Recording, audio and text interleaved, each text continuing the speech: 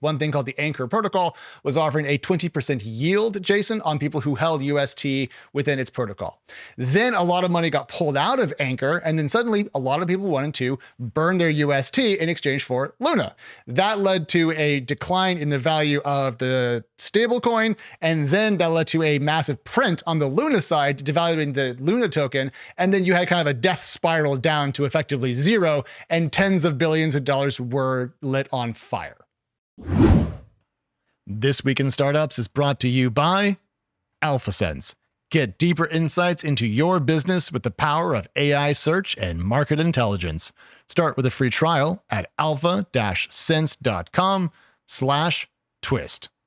Bolt. Don't be left behind. Build apps quickly without knowing how to code with Bolt.new. Try it free at Bolt.new/twist. And Miro. Help your teams get great done with Miro. Check out Miro.com to find out how. Hey, everybody. Welcome back to This Week in Startups. I am your host, Jason Calacanis. I've been doing this for 14 years, and I'm just getting started. With me, my partner in crime, Alex Wilhelm. Hey. Incredible journalist. And man, it's going to be your day to shine, Alex. I know this is your one of your favorite days. It is. When the Fed speaks, Alex is excited. I mean, listen, we all get excited about different things. It's true. For me, it's the Knicks, poker, and skiing in Japan. And for you, it's Factorio, Jerome Powell speeches, and poker. So we overlap a little bit, at least, Jason. A little bit on the poker. That's right. Okay. Tons of things on the dockets today. And but I think maybe we just start with, what did Jay Powell say today? Because this does impact startups. I'll explain why after Alex tells us what's going on in the markets. Yeah, so the chance of a rate cut, Jason, from the Fed has risen. That's the headline. The context is that today, during a speech at Jackson Hole, a yearly speech that Jerome Powell, the head of the Fed, has given for several years in a row now, he said that when we put the pieces together, in the near term, this is a quote, risks to inflation are tilted to the upside and risks to employment to the downside, creating a, quote, challenging situation. However, he thinks that, quote, with policy in restrictive territory, the baseline outlook and the shifting balance of risks may warrant adjusting our policy stance. That is Fed speak for. There's probably a small rate cut coming in September. That's what the market wanted to hear. That's what the president wanted to hear. And so stocks are up. And according to FedWatch, everyone is now pricing this into their forecasts. Okay, so our friends at Polymarket are really good. Shout out to my guy Shane, also a Nick fan. We're going to have him on the pod soon, so let's put that in there. I want to get Shane on This Week in Startups soon, just to talk overall about the business, because he's crushing it over there. And I know that in the United States, we're going to be able to participate in Polymarket soon. I don't know if has that started yet? Does anybody know? Not to my knowledge, but I did see that it was coming, which is going to be big because even Robinhood's doing something with prop betting and sports and such. I really feel like the worlds of making an investment or bet are getting more merged and also just more open. Yeah. And you and I think, are for that, generally speaking. We both like the idea of thinking in bets. Yep. And so, you got to have skin in the game. Here's the Polymarket for Fed rate cuts. This is chances for September 7th. And what the Fed decision would be. And we see some spikiness there at the end. I don't know if we can change it to 1 day for the chart, because that would be a really illustrative. So what we're seeing here, I'll describe the chart for those of you listening, is up until, I don't know, about 10 a.m. or something. The speech started at 10 a.m. in Jackson Hole, and that's when the text of his prepared remarks came out. So people instantly traded off of that. Got it. And so what did we see there? What popped? Is it the 25% BPS this rate is cut? the 25% bips. This is why I said, Jason, a small rate cut. 25 bips is 25 basis points, which means 0.25% for folks out there who don't speak Fed. And that's the smallest amount of cut or raise that the Fed can do at any particular meeting. It's the min bet, that went from whatever, 60 to 80% or 79% to be precise. Yeah? Yeah. All right, so we're going to, in all likelihood, the sharps here, the sharp betters, they're usually right. And then what do we have for October then? So October must have changed, I think, during this. And yeah, there it is. So, zooming into the 1 day here, it's narrowed quite a bit between a 25% bips decrease and a no change. I think, Jason, what we're seeing here is people are expecting that if we do get a cut in September, there might be a slightly lower chance of there being another cut in October. We'll, of course, have to see. More data will come in, but that's how I read this particular poly market. Got it. Okay, so let me break this down of why this matters. If you're a founder, you hear people who are market participants like myself, who have, if you have a family office like I sort of do now, or you're a thoughtful person like Alex, who has a nest egg that he manages for his family, we're going to be talking about this. Why? Well, if you make it easier to borrow money, then people will borrow money. If it's expensive to borrow money, they won't. So what are the downstream implications of that? If you're an affluent person, you will make more bets. I made 2 bets in the last month that I will announce here today. I put $200,000, not a totally significant amount of money for me, but still a bet on a late stage, high profile growth venture fund. I also put $200,000 into, or committed $200,000 to a crypto fund, which I will be a consulting partner on, and I will announce that in 2 weeks. So I put $400K to work on extremely speculative private markets. Now, these are thoughtful bets, where I haven't made a fund bet probably in a year, and I've made 2 now. So that would lead you to have questions, Alex, I'm sure. Oh, absolutely. So first of all, why now? Why, and then also why increase your leverage by that particular amount? Okay, so these were the amounts offered to me. In the case of the venture fund, I was offered a $250K, and that was the max I was allowed in that extremely high profile growth fund, which you would know by name. I won't say it here. I would have to clear that with them, make sure they're okay with it. But does it start with an S?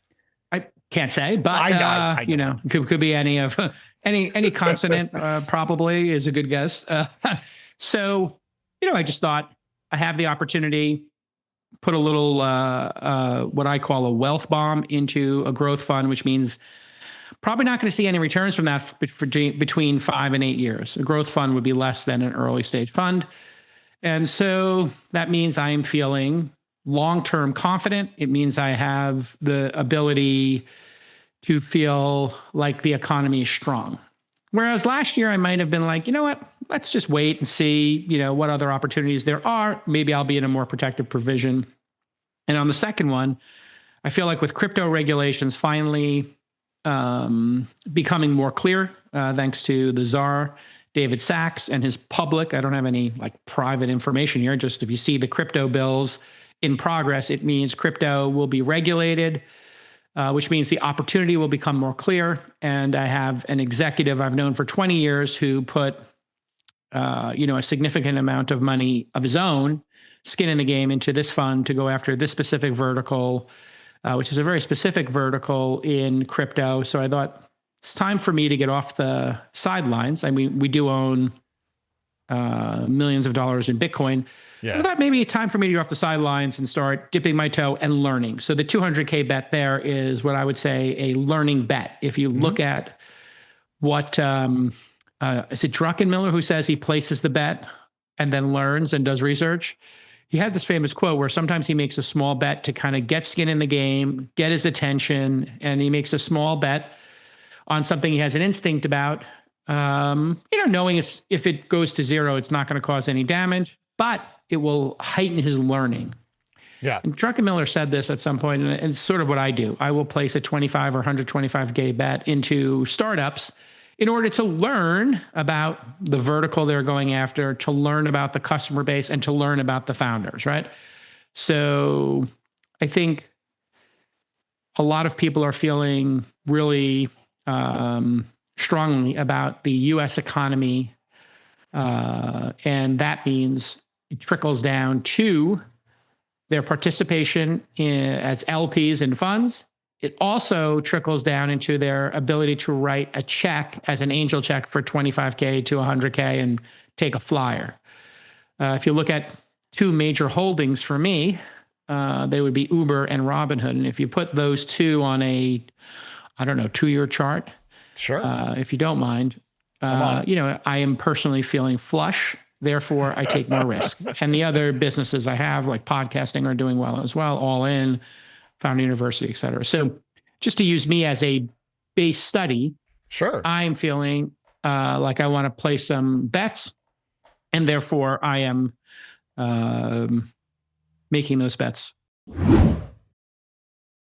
Obviously, lots of people are worried about AI coming for their jobs, and it's not entirely unreasonable, but that's not the only story. For some people, hey, AI is going to make them a lot better at their jobs, and these individuals are the ones who are going to thrive in the next wave, and they 10x their productivity. Enter Miro's innovation workspace. From a company that's been helping teams collaborate and brainstorm for over a decade comes an AI-powered workspace that is not just going to take your ideas to the next level, it's going to help you progress from unstructured data and a bunch of random notes to product briefs and prototypes in just minutes. It's a solution that will keep us all organized, and it isn't just moving these things around, it's turning them into polished charts, slick diagrams, well-designed slides. It's a massive time saver. Quickly start developing your next project without spending hours perfecting the ideal question or prompt. No, your whiteboard is Miro's prompt. So help your teams get great done with Miro.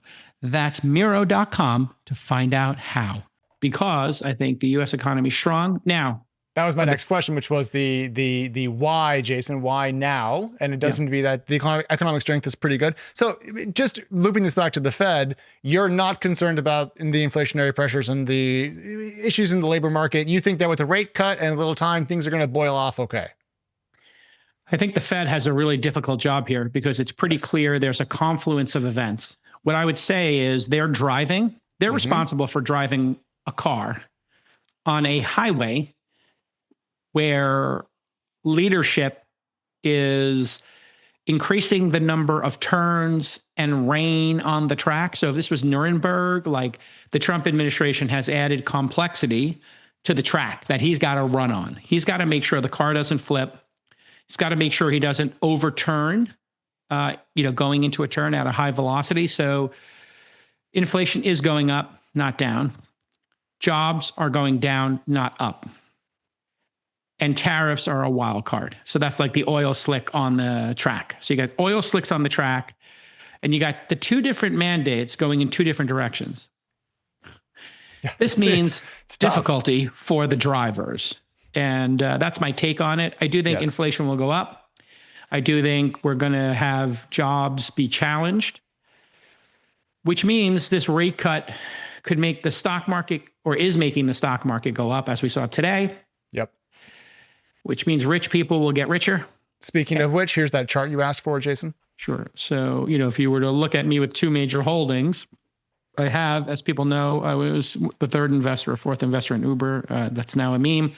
And Robinhood, I invested. So both of these I invested at pennies a share. And, their prices are above pennies a share. And, I see that. So I think that these two companies were undervalued for a significant portion of time and are catching up to their actual value. And if you look in 2002, I put a trade on in the public markets for both of these shares. I bought Uber at $30, and then when it 2.5, I sold my public position, not my private position from when I was an angel, just to offset some losses I had with Disney and Warner Brothers. And I was just sick of holding those shares because I just lost faith in the management of those companies. And just the headwinds against those industries, with TikTok and YouTube being, capturing, and podcasting capturing a lot of their attention. So I cleared out those positions, but I kept the Robinhood position, which is now, as a private market, I think I'm up $500,000 in that bet. I'm not going to clear it because I think Robinhood is not fully valued yet. I think it'll be a $200 share, and I think Uber's going to be a $200 share within 3 years. So I'm keeping both of those positions on. Wow. Well, yeah, I can see how you feel pretty confident, because if I was holding the stock at, what is that, $10 a share, then went up to 110, and I was holding it in volume, I too would feel darn flush. Yeah, so feeling a little flush, but also humble enough to know these things could come down 30%. For sure. If they do, it's probably an opportunity for me to buy more. And so I think these are very strong companies. I'll stick with them. And you can look at the, if you want to consider it bullying from Trump to Powell, if you want to consider it haranguing, if you want, let's say you believe Trump's in the right and there should be a rate cut. Okay, whatever you think about that interpersonal play, there's going to be a cut. And that will have that will unstick the real estate market moderately. And it's obviously unstuck the public market. So here we go, folks. I got to play the game on the field. If the DJ says I'm playing for another 2 hours, I'm going to dance. So here we go, folks. Let's dance. If you're running a startup, go to rich people and raise $500,000, top off your last valuation. Best advice. And you know what? Some founders are going to be like, I don't want the dilution. You know what? If the market corrects and you had a chance to put $500K or $5 million into your startup at a solid valuation, your last valuation, a good valuation, or even a juicy valuation, why wouldn't you give yourself another 6 to 18 months of runway? That's my best advice. And that's how startups should look at markets going up. Rich people have discretionary money to invest in their startups. Yes. Also, there's the correlation between interest rates and technology valuations, Jason. When rates are high, tech valuations are low. So you can see the general bullishness here could help everybody in the tech space, which is good times. But do you know who it's not going to help? It's Kwon, who we've had on the show before and recently pled guilty in a massive crypto fraud case. I thought, Jason, as we dig into the story, before we go into the back history, we might watch a couple of the clips from your interview with him. All right, this is interesting. I had Kwon on. He was trying to explain to me, and I haven't watched it since. And shout out to our second felon who appeared on the program before they were a felon and then became a felon. So I think we have 2 of those historically, Nicola, who has been pardoned, and then Kwon. Mm-hmm. Both these individuals were on the pod. And in both of these interviews, just to give myself a little pat on the back, I was skeptical. Yeah.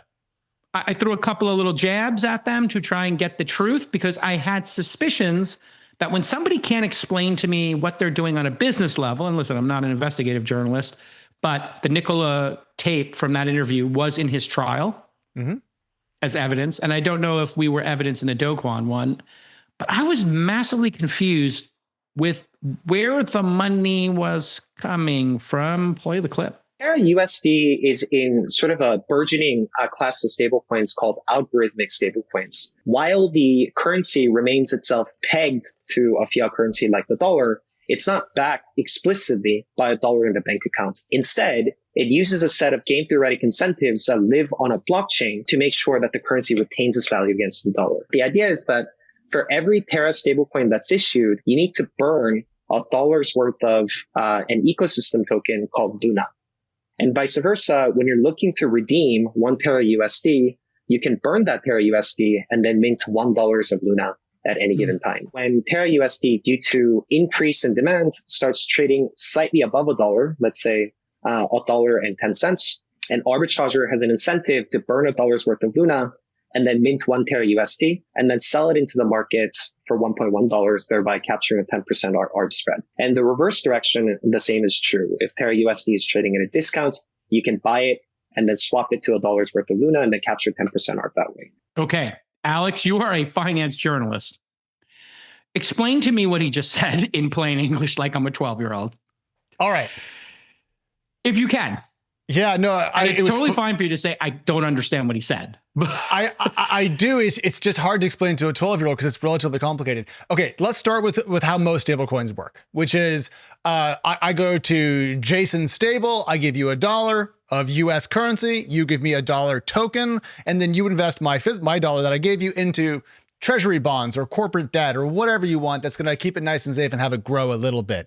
I then have a digital representation of the dollar that I can take around the internet and use as I will. And it stays very close to its $1 peg because you, Jason, are willing to exchange my little token on the blockchain for my original dollar back and forth. Very simple, one-to-one backing, this is called. This is how Circle's USDC works and how Tether's USDT works. Now this is different. Right? USDT, Tether has been cleaning up their act according to reports. Yes, I was trying to avoid getting hit with all the tweets about how I'm spreading FUD about Tether again. Well, they had tons of legal action against them in different markets, so we don't have to sit here and speculate. We can just say, look at the history of Tether, look at the attestations, look at the critique of it. Probably feels to me like a lot of valid critiques and actions where they were banned in certain jurisdictions for not having as tight an audit as people believe they should have. Now, in this case, instead of owning a treasury and being audited, Do Kwon was doing something else, which I could not understand during this interview. You don't need to share your specific vision with a team of developers anymore. Nope. You just go to Bolt.new and anyone can build a web application quickly and without being an expert code monkey. Nope. You don't need to have any previous experience writing code. To get started, just go to Bolt.new. Tell their AI what you want to build in plain English, and boom, you're on your way. You can use Bolt.new to design a stunning, world-class landing page for your company, upgrade your CRM, build a consumer-facing app, or do what we're doing. We're creating a community website, a portal for all of our angel investors. Your competitors are also using these cutting-edge tools to ship their products faster than ever before and to brainstorm new products before you have to hire a bunch of developers to build them and spend a year, right? This is like a really interesting way for you to test your ideas and to put them into production. Try Bolt.new for free at Bolt.new/twist. That's Bolt.new/twist. Make sure you use that URL specifically and tell them that your Uncle Jason from This Week in Startups sent you. Yeah. So they had two tokens that were in play here. One was UST, which was their stablecoin, which is supposed to be pegged at $1. And then they had a token called Luna that was associated with their Terraform blockchain.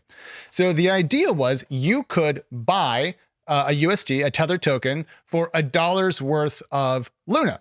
And therefore, if the value of UST went up, people would therefore take their Luna, burn it, which is get rid of it, and convert that into UST tokens because they were getting a little bit of a value bump, the ARB spread that he said. So essentially, as UST would deviate from its peg, people would either buy or sell those tokens to get rid of Luna to balance it. So as long as people had belief and faith in Luna, you could, in theory, keep the value of UST relatively stable by balancing them around the $1 But Luna peg. had no intrinsic value. It wasn't a stable coin. It was a crypto project of nebulous core value, not dissimilar than Ethereum, Solana, or XRP.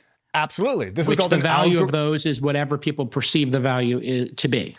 And the idea was with an algorithm that let people burn Luna to get Tether, or sorry, to get UST, or to burn UST to get Luna, keeping it at $1, it would just stay stable. The problem was there was a lot of incentives that were put onto the market to help to get people to essentially hold UST. One thing called the Anchor protocol was offering a 20% yield, Jason, on people who held UST within its protocol. Then a lot of money got pulled out of Anchor, and then suddenly a lot of people wanted to burn their UST in exchange for Luna. That led to a decline in the value of the stablecoin, and then that led to a massive print on the Luna side, devaluing the Luna token, and then you had kind of a death spiral down to effectively zero, and tens of billions of dollars were lit on fire. Allegedly, according to these lawsuits. Allegedly, according to these lawsuits. Yeah. Please don't sue us, etc. Yeah, and this is UST, which is Terra USD, not to be confused with USDT, which is the Tether ticker symbol. So what has happened? I guess, should we play my perplexity? Let's play your Q&A. Yeah. Okay. Yeah. So let's see if I could, because I was confused. I'm still a bit confused, but you're actually helping me kind of get my head around it. There was this other amorphous project token that somehow backed all this up because it had no value in the world. It just evaporated. To make one point a little bit clearer, the way that I understand it is you could always trade a UST token for $1 worth of Luna. And so that was the mechanism that made people want to arbitrage back and forth to keep them stable. Anyways, here's Jason asking Do Kwon a couple of questions. There is a coin called Terra. You can buy that where? And then where does Luna exist? Is this Luna is your currency, or it's some open standard? Yeah, so Terra USD, you can purchase it from a number of different exchanges like Bitfinex, KuCoin, and lots of different service providers. For Luna, it's a currency that sort of provides for network security of the overall Terra blockchain. So you can sort of think about it as a stability counterpart to Terra USD, and it also trades quite widely on various different exchanges. And the price of Luna changes, but the price of Terra does not? Yes. So when I go on to one of these exchanges and I deposit fiat into them, they would give me some Lunas or some Terras. Yes. And then if the Terra price changes, why would the Terra price change if it was pinned to $1? Normally it wouldn't, but it's just that most of these cryptocurrencies trade on order books, right? So if there doesn't happen to be ready inventory available within the time period that you need it, then in that case, due to supply and demand, if demand curve starts to shift, then in that case, the price is going to inch up. Well, why wouldn't you, as the person who controls Terra, just print more Terra? Oh, so we don't actually print Terra. So anybody that has Luna tokens can burn it to mint Terra. So it's a very decentralized redemption and mint mechanism. So if I own Lunas, then I can make my own Terras. If I make my own Terras, people could be trading them. They could start to grow in value. And if there weren't enough supply, like there haven't been enough supply of Bitcoins or Ethereum tokens, they could go up in price. But then there's an incentive to then burn tokens. That's the part I don't understand. When the incentive to burn tokens manifests is if there's too many people that are selling Terra USD, so it starts to trade at a discount to $1, you can buy 1 Terra USD at that discount, let's say 10 cents, and then you can swap it on the blockchain against $1 worth of Luna token. So, for example, Luna right now is around $7. So if you swap in 1 Terra USD, it's always going to give you 1/7 of a Luna at that current market price. Now, Jason, does that help? Does that help you? 'Cause I'm curious. I mean, here's what I'll tell folks. I'm not a PhD in mathematics or markets. I don't have. I've taken a macroeconomics course on my own from MIT and Stanford that are on for. I think I took both of them that are online for free on YouTube to try to sharpen my blade in understanding all this. But at a certain point, things become too complex to understand, and distributed and unregulated means I'm out. So when it hits a level of complexity that I can't build a mental model around and there's no regulator involved, that's just a number of red flags for me that says I'm out. Now with Bitcoin, I did get comfortable with that. It's a deterministic algorithm that tells you exactly how many coins there'll be. I did have concerns for some time that it could be exploited, hacked, 51% of the servers, and maybe a bad actor could take over the project. I did have concerns about it, that it was able to be resilient enough to weather. So we felt okay having a small percentage of our net worth, extremely low single digits, like, okay, sure, we'll try it, see what happens. But this one to me just was like blaring alarms. Similar to when Niccolo was telling me he was building a Badger, pickup truck to go with it that would be electric so that he could get retail investors to buy the stock. And that was his motivation as opposed to building a product or service in the world that people needed. So I'm a simple guy. I'm fine putting money into a venture firm, to QQQ, to buy specific companies that provide a product or service to the world that I can understand, and I can understand the customers. Here, I couldn't understand the customers. I couldn't understand who was regulating the game. And it was too complex of a system for me to hold a mental model of and be able to explain to other folks. And when you were struggling to explain it to me, or said just outright, like, yeah, it's hard to explain this to a 12-year-old, and you add that it's unregulated and it's offshore, it just felt to me like, why would I participate in this? It's just like me playing in a poker game where they tell me, yeah, we're going to have like deuce 7 and the suicide queen is wild. And, everybody's got to play a bomb pot every 2 orbits. And you're like, okay, this feels like I'm getting angle shooted. I just want to play no limit or PLO. Right. Yeah. Yeah. And everybody gets into a poker game like that, where somebody's angle shooting some crazy, some crazy angle against the other players. And when that happens, I just say, I'm going to sit out in orbit. You guys have fun. I'm going to go call my wife and check in on the kids, or I'm going to go have a steak sandwich and call it a day while you guys play, these crazy games. So I guess what's happened since is that he was arrested. I remember he got picked up in Monte Negro or like some Bond villain area getting on and off a plane in Europe. And then I guess the Koreans picked him up. The key to running a successful startup or maintaining a profitable portfolio? We all know the answer. It's data. If you don't understand your numbers and you're not watching them like a hawk, well, you're flying blind. But how can you be sure you're getting the best and most accurate information to make decisions and that you're looking in the right place? The answer is Alphasense. This is the world's most trusted AI platform for market intelligence, currently in use by over 6,000 leading companies, including 88% of the S&P 100. Alphasense's expert domain-specific AI has been trained on over 500 million business documents like earnings reports, equity research, expert interviews, filings, and more. The faster and more efficient your team gets at the research, the more founders you get to meet, the smarter and more informed bets you get to make. So it's time to accelerate your entire process with deep research from Alphasense. So here's your CTA. Start your AI search and market intelligence journey today and get deeper insights to power your business. We're even going to start you out with a free trial. Go to alpha-sense.com/twist to get started.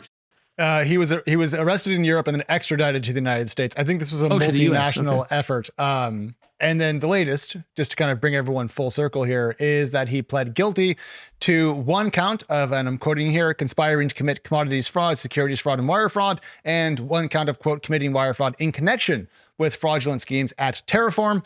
And it's a $19 million Jason forfeit from him and up to 25 years in prison. Wow. Of course, he probably won't get 25. He'll probably get 3.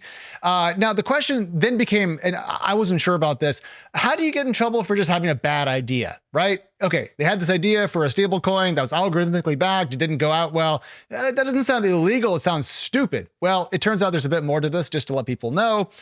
They were doing things like saying they had a partnership with a thing called Chai that was running transactions on their blockchain. That wasn't true. So some of the real world use case was fake. They claimed that the Luna Foundation Guard, which was set up to help defend the Luna token, was independent. It wasn't. And so there was actual false representations as well that were part of this. So it was a real crime.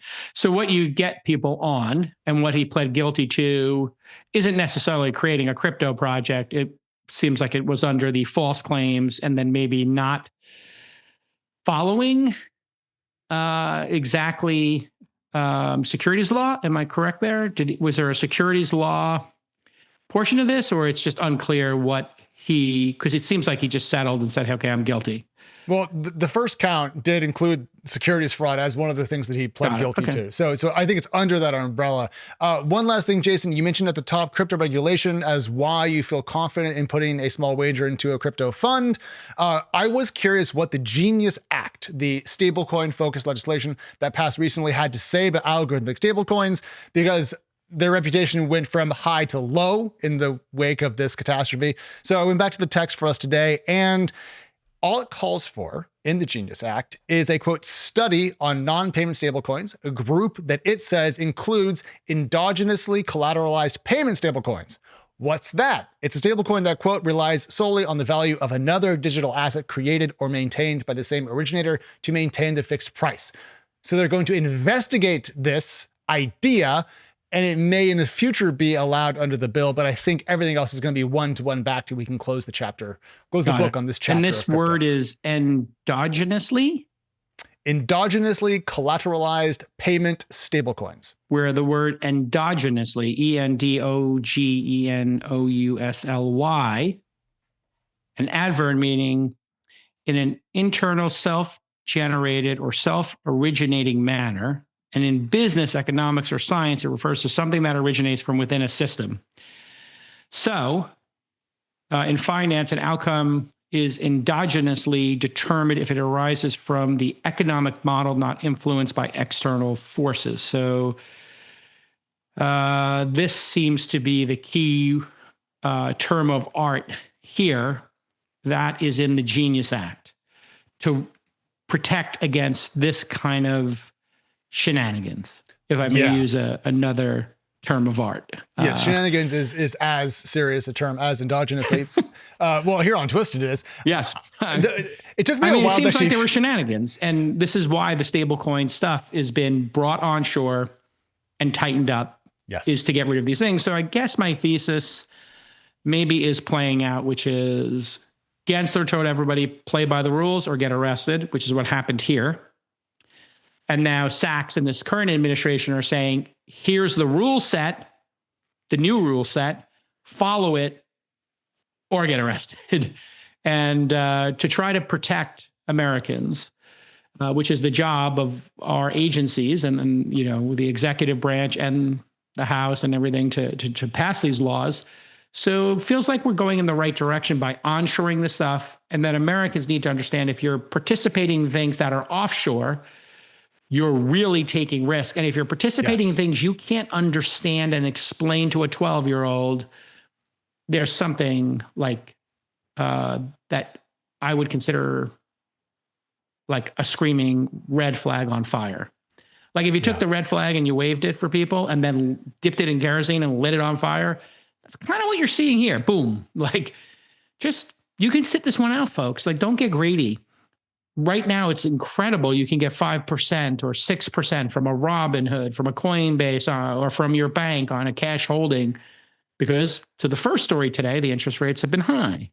And now those interest rates, if they come down, you're going to be getting paid 2 or 3%. Maybe people will be like, you know what? I'm not going to stay in cash. I'm going to have I'll have some more market participation. I'll move out of cash because I want to get the 7% gain on average, not the 2 or 3%. And people will start making those trades. So this is all important for people to understand if you're building a crypto company or you're raising money. Absolutely. Right. Next up, Jason, let's talk about OpenAI. They recently had their first $1 billion month, putting them on a $12 billion run rate. I wanted to bring this up because we discussed on the show back in June when they announced they reached a 10 billion annual run rate. So for me, I think going from 10 to 12 it's a little hard to tell, 1 to 2 months is the timeline, is incredibly impressive. That's 20% growth in less than a quarter, which is startup style growth, frankly, Jason, that we would love to see from a Series A or B company. But in this case, from a company at a 10-figure run rate, which struck me as very impressive. Sorry, 11-figure run rate, which was very impressive to me. What's kind of crazy as well is that in an interview with CNBC, their CFO, Sarah Fryer, said still that, quote, the biggest thing we face is being constantly under compute, which means that they could grow faster if they had more GPUs, which at some point they're going to have enough, right? I guess, yeah. And Sarah Fryer is the same. She was the CEO of Nextdoor, I remember. And before that, she was at Block, formerly Square. So she's got a pretty great track record. The CEO track record, Nextdoor did not do well during her tenure, but obviously Square did exceptional during her tenure. And the question then I would have is the profitability of this revenue. So what are they spending in CapEx? What are they spending to deliver this? And then what is the breakdown between hits to their API versus consumer? And I remember it was majority, 60, 70, 80% at some point of this revenue. We could probably ask producer Claude if they can find us more information on this breakdown. They also have 700 million weekly active users, WOWs, I guess, instead of DAOs and MAOs last. So maybe they have 500 million DAOs. So if you have 500 million people using your product and you're making $1 billion, you're making $2 per user, but I don't think they're making the $2 off those users. They're probably making, if that billion was 50-50, they would be making $1 off every user, which would be in subscription revenue because they don't have advertising yet. And their subscription is 10 or 20 bucks a month. So you could actually back into how many paid subscribers they have. Do they release their consumer subscribers? I don't think they've released consumer subscribers, but I do recall they went from 3 to 5 million business customers over, again, a single digit month timeline earlier this year. I've asked producer Oliver to ask producer Claude for the stat that you pulled out there. Yeah. But what I want to add, though, that they did discuss, Sarah Fryer, in the same interview, that there was, quote, an acceleration in Plus and Pro subscriptions. So that means that the consumer stuff that you're saying is doing well, is still doing well. But she also highlighted nice momentum in the enterprise and, quote, great momentum with developers. So in theory, this is hitting kind of all the major AI groups right now. The post-GPT-5 OpenAI world, there seems to be a disconnect between GPT-5's reviews on Twitter, X, and how they're playing in the market, the models. So maybe things are a little better than we thought.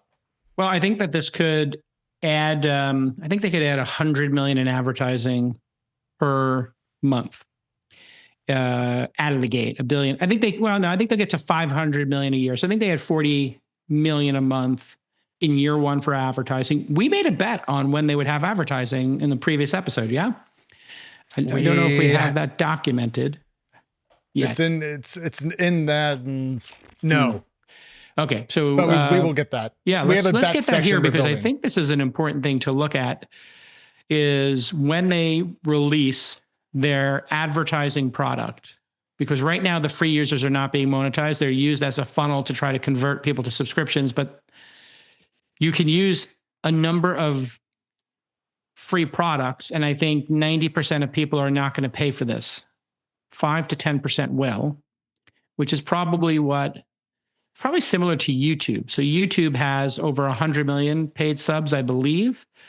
And if YouTube has 2 billion or 3 billion users and 100 million paid subs, you can get to that 5% of people might convert to paid. So we could actually back into, of the billion people who use the product a month, or 800 million who use it a month, based on the 700 million who use it a week, 500 million using it a day. Let's say it's 1 billion people use it a month.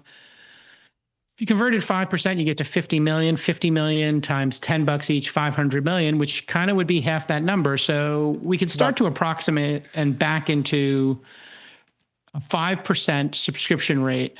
So of 2 or 3 billion eventual users, yes, there might be 100 million paid. I think that's going to change a little bit, though. They recently announced a ChatGPT Go subscription in India. That's about $5 a month once you do currency conversions, clearly targeted at a different price point for a different market. And just to go back to your point about our wager, Jason, we had a bet over under was at 12 months for when OpenAI is going to bring advertising to ChatGPT. I took the under on that, and I believe you took the over on 12 months. Okay. So let's make sure we have that in there. And we're making a calendar. So there'll be thisweekinstartups.com/calendar will be our Google calendar that you'll be able to look at and see all the great things that happened in the history of This Week in Startups. We're going to put our past episodes on there so you can see like what happened on this day years ago, who came on the show, the Travis episode, et cetera. So we'll put the notable anniversaries on there of original appearances by famous people like Do Kwon, or infamous people like Do Kwon, and famous people like Travis.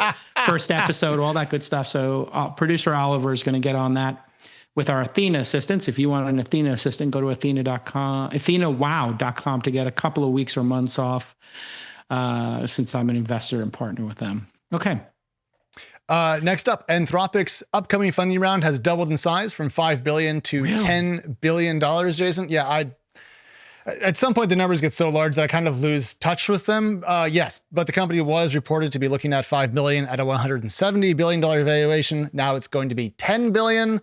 The company has seen its revenue scale from about $1 billion to about a $5 billion run rate this year. So not as big as OpenAI, Jason, but 5x in a year, half a year, is very, very impressive. And I pulled some data on this. The #1 model on LM Arena today in aggregate is actually Claude Opus 4.1. Besting GPT-5 High and Gemini 2.5 Pro. Yeah, and so we're starting to get a mental model of revenue for large language models. So you got 12 plus 5, 17. XAI is probably doing 2 billion. So now you're at 19. Maybe Gemini is doing a bit. So we're starting to look at maybe in 2025, there'll be $25 billion in revenue for this category. Or more. So then you times that by 100 and you get to a couple of $1 trillion. And I have put this market size at a $10 trillion prize. $10 trillion prize means, eventually $1 trillion in revenue, and times 10 for a fast growing category, price to sales ratio. So we're going to have a mental model here sometime at the end of next year of what the space is worth.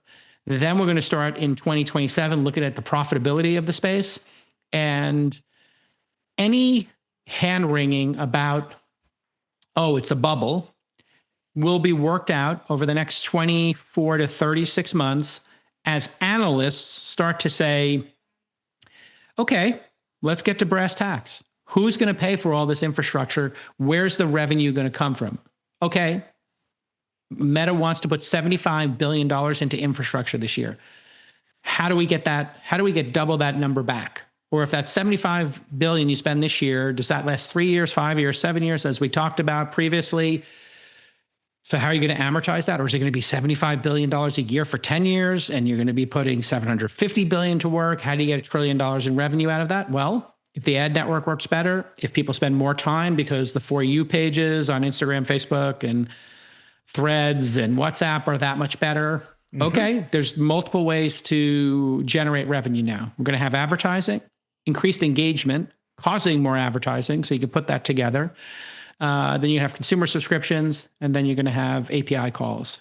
I don't believe the space is overhyped in the mid to long term. It's probably underhyped in the long term, appropriately hyped in the midterm, and overhyped in the short term, which is just how technology works, folks. We're sitting here overhyping self-driving today, and we're underhyping it long term, and in medium term, it's probably appropriately hyped.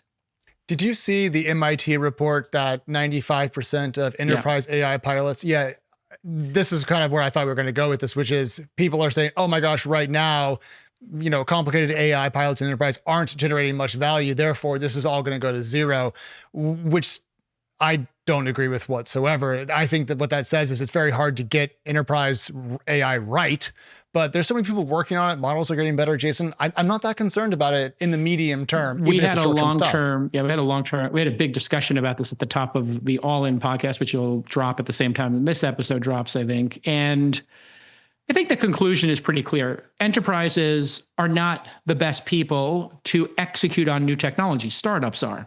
And vertical, and we're seeing game on the field. Our startups are getting massive value out of this. They know how to execute.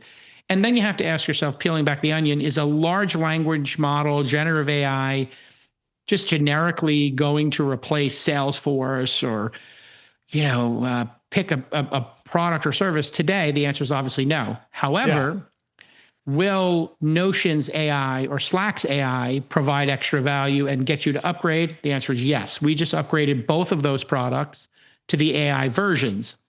And when I look at the Notion AI, it's really nice at recapping stuff for me. And the recaps in Slack, I think, are underwhelming, but I'm using them. And so those applications, the narrower the application, the greater the output, or the greater the potential, I think, today. And so that same study said like 2 out of the 3 verticalized software products were not being kicked out. So if you were to use an investment like ours in Tax GPT, a company we incubated, that one is getting tremendous value. And people will, cancel that product when you drag it from their dead, dying hand. Because when you can make an accountant 10% faster during tax season, they can actually sleep.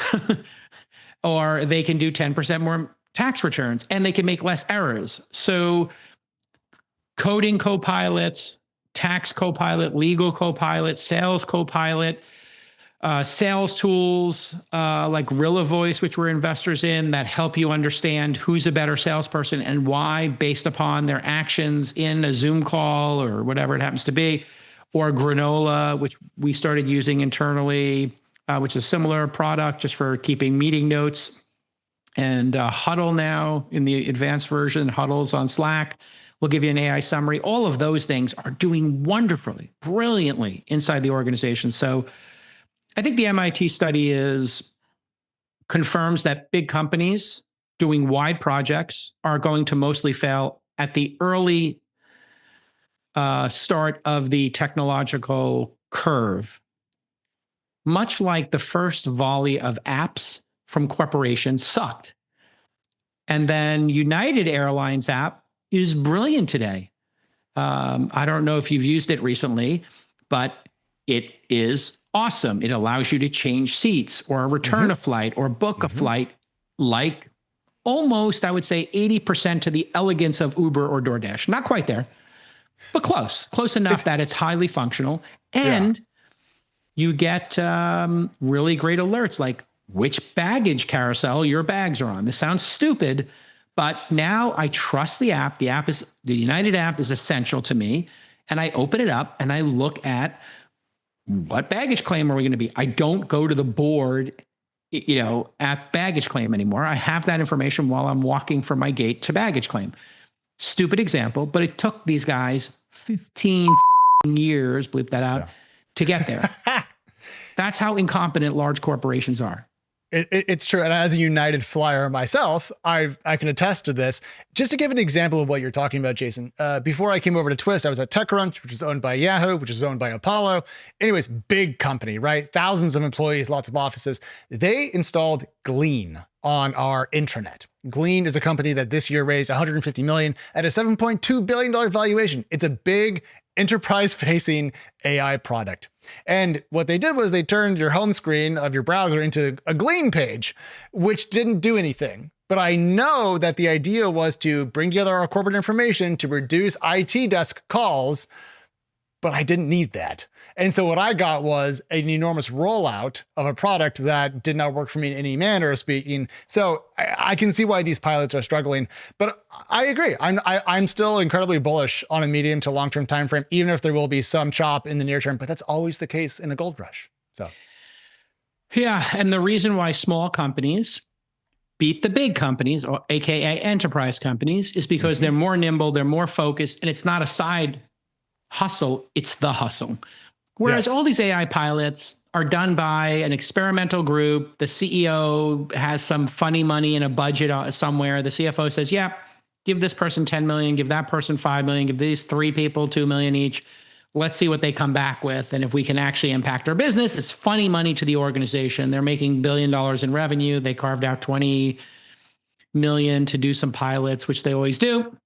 And they're just there to learn. So it's great that MIT did this, but people are overreacting and over-indexing on it. So that's fine. All right, Jason, Canva is up next. They are executing a tender offer, a secondary share sale for their employees. And this matters for us because their valuation is going up from $32 billion set last year to $42 billion. And for people who were around in 2021, the valuation of Canva did reach $40 billion before going down as the ZERP era kind of came to a close. So they are now back above their previous valuation high. And I think this is mostly down to Figma's outstanding IPO we saw quite recently. Yeah, 100% correct. Yeah, Figma's had an incredible run as a public company. It's obviously come down, I think, correct, from the public market valuation it peaked at. It has. Yeah, and we can pull up that chart in a second. And, they've got over 3 billion. Canva's got over 3 billion in revenue and $250 million monthly active users. It is one of the great success stories of this era. And it is the most successful startup to ever come out of Australia, with the notable exception of Atlassian. And I think Atlassian's public market cap is bigger, but 2 extraordinary companies to come out of Australia. And the spirit of those founders and entrepreneurs in Australia is extraordinary. You can put them, heads up against American companies, no problem. And they actually trounce the European companies in my mind, most typically. They're dogged and they're awesome. So looking at the share price, peaked at 120, is now at 77. What's the market cap of Figma then, I guess, currently? And then we would look at their revenue. So Figma's market cap is 38 billion. And we need to get their revenue. I did the math beforehand, Jason. Yep. They have currently a 39x price sales multiple. And so if you applied that multiple to Canva's $3.3 billion annualized revenue as of June, Canva would be valued at about $129 billion. So I'm not sure what to make of the discrepancy between the 2 companies' valuations. Perhaps public market investors are too enthusiastic and private market too conservative. But Yeah, you nailed it. And Figma will do $1 billion in revenue in 2025, 1.1 billion. So Canva does 3 times as much revenue as Figma. Wow. I didn't realize that they were 3 times bigger. This is an important lesson for founders, Alex. Figma's for professionals and Canva's for consumers and prosumers, but I would say not exactly like the professional product designer's tool. That would be Adobe and Figma. So really bold move by the team at Figma, which has been able to, figure this out. Consumers buying a product can get very big, but people like to go enterprise because enterprise buys early and often, easier to sell into, very easy to target. So you can play the long game like Figma has, like Canva has, and capture that market, or you can capture the enterprise market, but they're both huge markets. Design tools are a huge market. Who knew?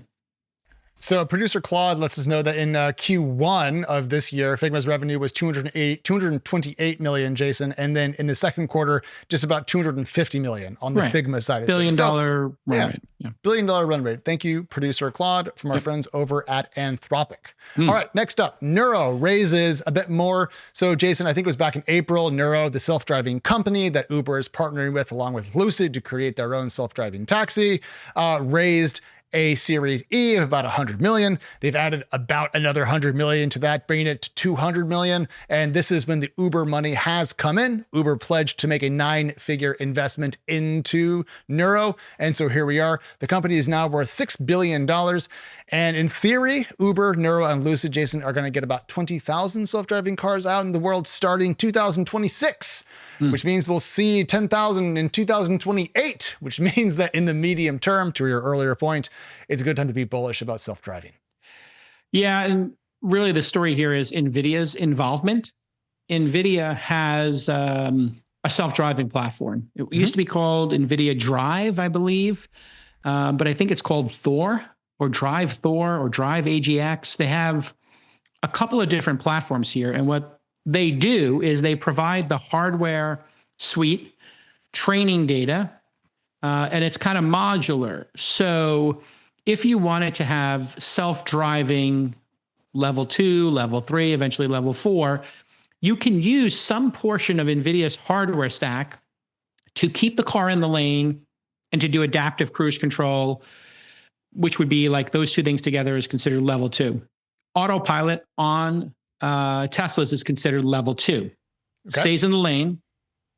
You still got to be active, obviously, and it keeps your distance, and with that adaptive cruise control. FSD level 4 is what Waymo has and what Tesla is trying to achieve and will have achieved when they take the safety drivers out. And when you can sleep in your car. What's going to happen here is NVIDIA is building a stack that any automaker can put on their cars and are starting to do. The Chinese automakers are using this stack. So you'll have a company like Nuro, which will do the software for full self-driving, but they'll use the hardware stack.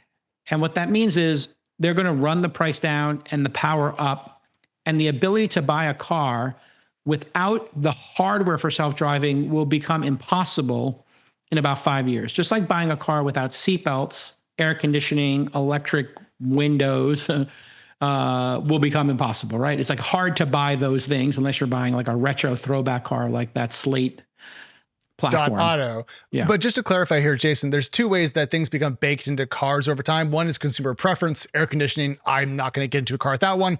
And another is rear view cameras, which are mandated by law. You think this is going to be consumer preference versus a federal mandate? Consumer preference in the short term, and it will be law in 3 to 5 years, I'd say.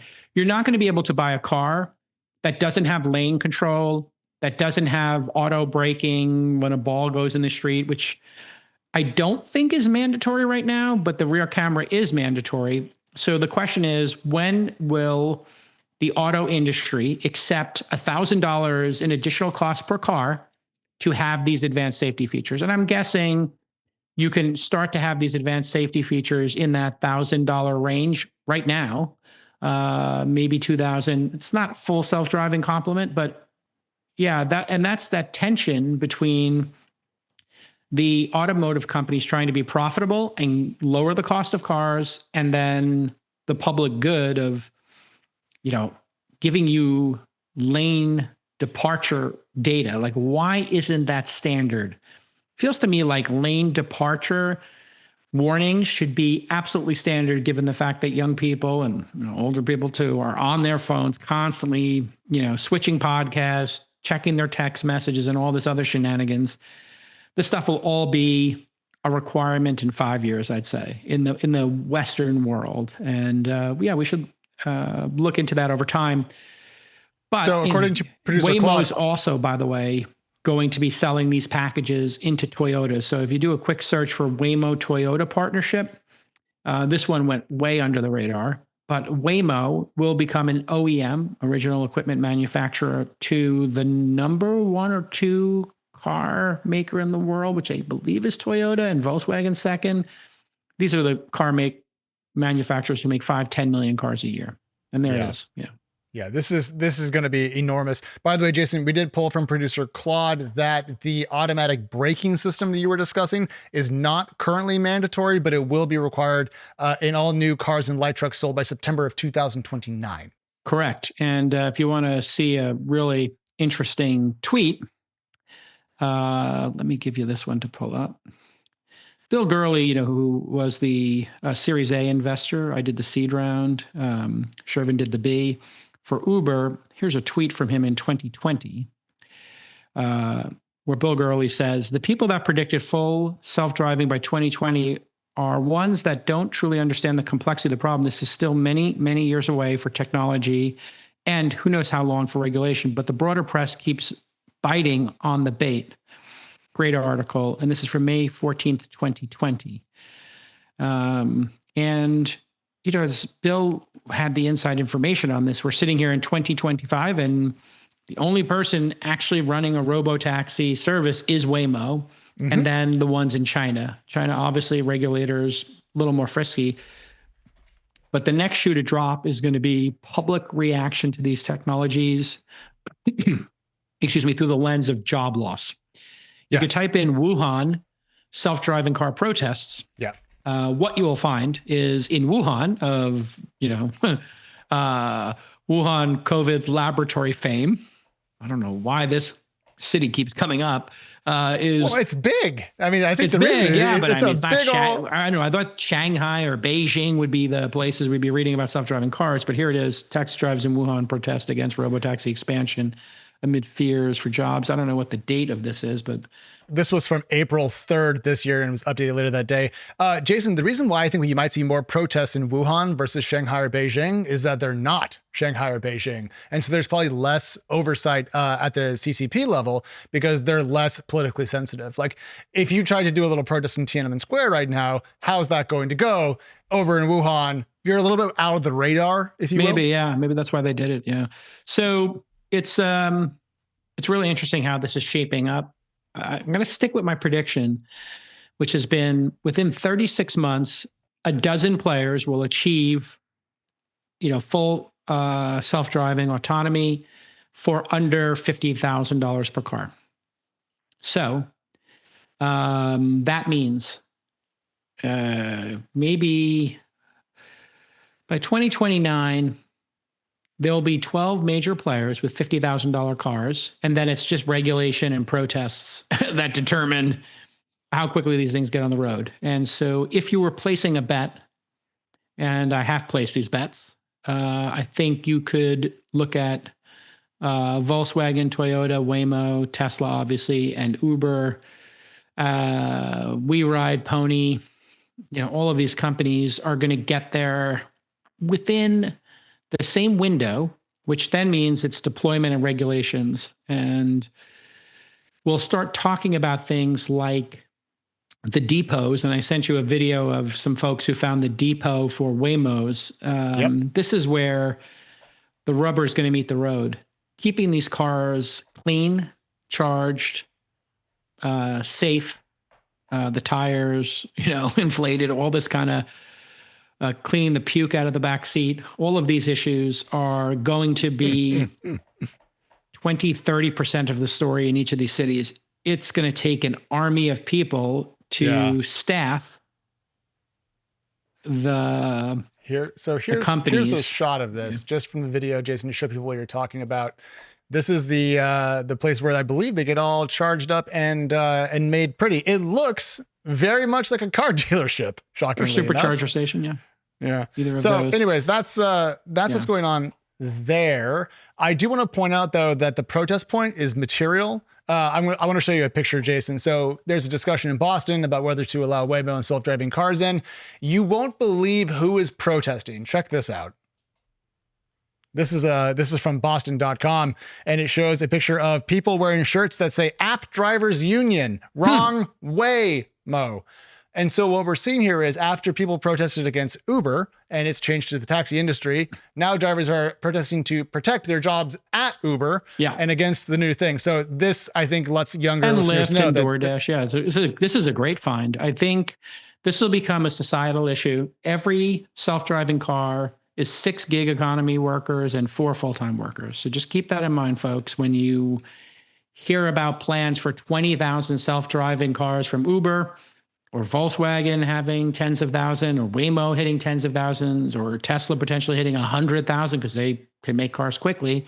And EVs aren't selling. So if EVs have kind of hit a ceiling amongst consumers, then all that capacity can go towards robotaxis, which is what Elon has said he's focused on.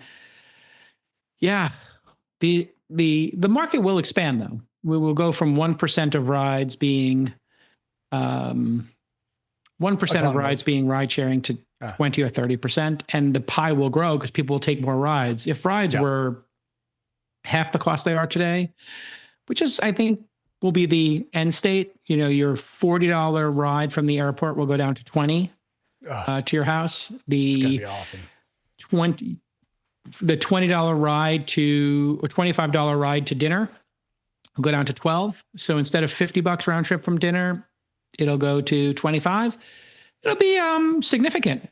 Who can afford that and who chooses to do that? Because maybe it's better to just be in the back of your car. When I drive to my office, you know, in that drive, I like it. I like spending 20, 30, 40 minutes in the car. But when it gets to 40, maybe less so.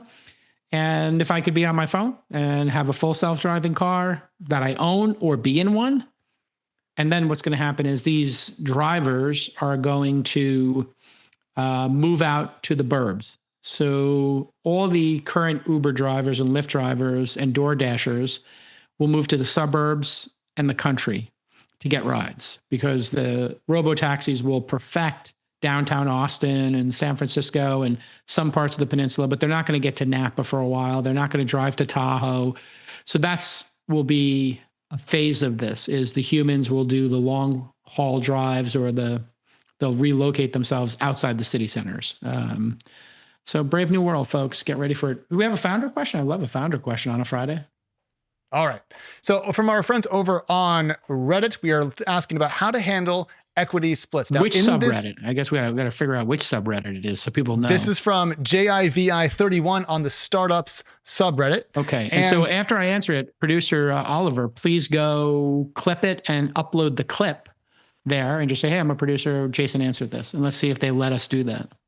Maybe I don't want to do it for marketing or promotion, but I do want to give them the answer. So here we go. Yeah. So they ask, hi, everyone. I'm starting a startup with a technical co-founder. We didn't talk anything about how we'd split the company. Warning bells are already going off. He came up with the idea. I worked on ground and developed it. I thought 50-50, but now he isn't ready to give me 50-50. I've been handling business, marketing, while he handles the tech and development. I'm not a tech guy, but we both need each other to win. I was working as a freelancer on a contract basis, but now I work in this full time, and he has a full-time job as well. What should I do now? Jason, I'm sure you have some thoughts about this. Yeah. Life's a negotiation. It's good to have this negotiation so that if I was starting a company with a technical co-founder and I've got the gravitas I have at my age and, you know, my stature in the industry, I might say, I'll give you 20%, I'll take 80. Or if it was 3 people, I might say, I'll take 50, you guys take 25 each. Early in my career, if it was just me and Brian Alvey, we split it. Okay, yeah, simple, easy. If the person doesn't want to split it, you have to ask them, okay, what are you going to do that you deserve 2/3 and I get 1/3? Can you explain that to me? And then let them make their best case, and then you can make your best case. And this is a great thing to do because it sees if you can take a complex, dynamic negotiation and get through it. If you can't get through it and you don't accept the value they put on your contribution and you feel it's insulting or lower, and you make your best case and the person says take it or leave it, you can take one or two, you can take a multitude of things from their position. One thing might be, this is a hardcore CEO who knows how to negotiate, and they're right. They have a better track record, more connections, and they are contributing more. Mm-hmm. Therefore, great, they're not a pushover. And so my 1/3 to their 2/3 is going to become worth more because when they negotiate with the venture capitalists or for our acquisition, they're going to fight the same way they just fought with me. Great. I would like to, if Zuckerberg's a lunatic or, somehow you were able to be a co-founder of a company that Travis was doing or Elon was doing, you'd be like, okay, yeah, I deserve 5%. You deserve 95%. So here we go. And, but if they aren't contributing that much and they're delusional and they want to put you under their thumb for whatever reason, or you just think it's not equitable, you say, great, I have other opportunities. So I'm going to pursue those other ones. And you as the person here, who's the business person who, who believes they should get 50-50, if you're actually that baller, go find another co-founding team that wants to split equally. And then you can tell the person, I appreciate that you think you're worth twice as much as I am, but this other group of founders doesn't, and I'm going to take that other opportunity. Unless, you feel we can come to a better term.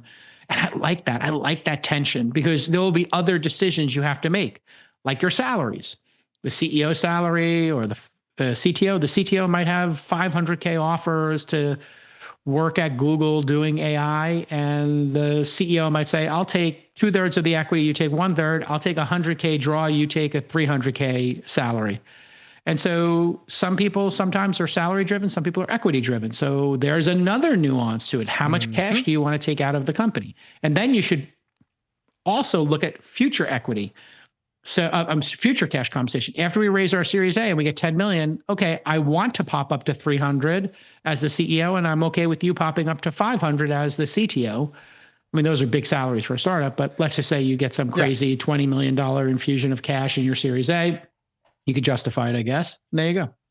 So I would pre-negotiate the salary bumps in the future years if you raise money or you hit profitability. Last thing I'll say, if you have to write down, we didn't talk about anything about how we'd split the company, you made a mistake. Please do not wait to have these conversations until the last possible moment. Talk early, talk often. Yep. It's very important. The other problem here is if they've both been working on this and it's unclear, then the person who set up the company owns 100% of the equity. So if you didn't negotiate this, now that person can just fire you. And if there's no documentation and they set up the company and they've been paying you, they can just fire you at any time. So that's why before you start working on stuff, you got to be clear about this. Before you write one line of code, you have to say, what's our intent here? Because the person who, again, founded the company, named the company, they by default own everything. You own zero until you write those things. So yeah, they also may not be formed. And if it's a project, then when you organize the project, you're going to have to get an IP assignment from the other person. So that further complicates this. This is where an angel investor, a board member, an advisor who has been through it before can help you work through these issues. So if I was an angel investor in this company, I'd sit them down and I'd say, here's my perception. Here's what I think is fair. And that's where you can get a third party to maybe, explain it. And then also be the grown-up in the room and say, okay, even if you're not going to use this person, you still need to give them 5% of the equity that you can buy back at this valuation or some cash compensation to get them to sign an IP assignment. If not, the company's not fundable because now you've got this overhang of somebody who wrote the code base and doesn't have an agreement. Which and do you want to deal with that? Yeah. Do you want to deal with that 15 years down the road or whatever? I mean, no, you don't. Yeah. Remember the Snapchat, I'm going to ask Claude, third co-founder lawsuit resolution. Producer Kalal will get this information to me. So they did settle. The lawsuit involving Snapchat's third co-founder, Reggie Brown, was resolved through a high-profile settlement. Brown, who claimed to have originated the concept for Snapchat and was pushed out early, filed a lawsuit against Evan Spiegel and Bobby Murphy in 2013, alleging he was unfairly excluded from the company's profits. The legal dispute concluded in 2014 with a confidential settlement. The details remain private until Snap's IPO filing. Here we go. Brown received a total of $157 million in cash from Snapchat. The payments were divided between $50 million paid in 2014 and $107 million paid in 2016. The current valuation of Snapchat is what? And what is Evan Spiegel's stake worth? $12.18 billion as of today. Snap shares are up 2% to $7.20. I don't know Evan Spiegel's ownership offhand, Jason, but I will get that for you right now.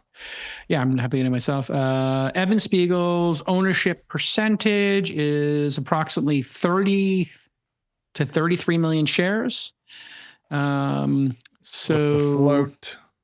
And Snap has 1.28 billion.